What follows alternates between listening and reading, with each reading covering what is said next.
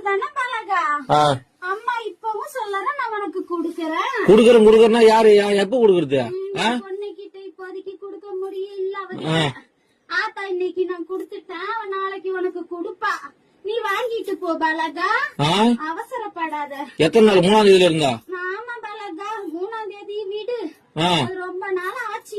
விடு, நீ ஈஸியா சொல்ற. வீட்டுல உட்காந்து விடு, நான் போய் பேச்சு உட்காந்து பணத்துக்கு.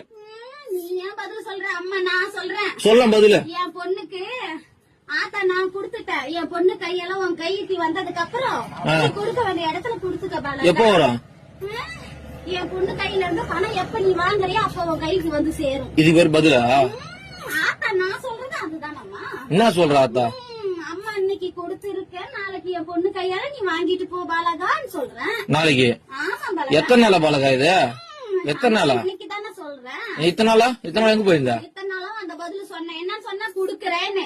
இன்னைக்கு என் பொண்ணுக்கு கொடுத்திருக்கேன், நாளைக்கு நீ வாங்கிட்டு போ பாலகா. உன் பொண்ணு கொடுத்தது உன் பொண்ணு கட்ட சொல்லு முதல்ல. என் பொண்ணு கையில இன்னும் பணமா வந்து சேரல. அப்புறம் கொடுக்க வந்து சீரதான் கொடுத்திருக்க இன்னைக்கு. என் நகையா பவுனா கொடுத்து வச்சுக்கிறியா? நாளைக்கு உன் கையில பணமா வரும் பாலகா. லோனை வாங்கி போட்டு இது ஒரு கதை. லோன் இல்ல, வாங்கின கடனுக்கு தான் எங்க அண்ணனுக்கு நீயே வட்டி கட்டிக்கிட்டு வர.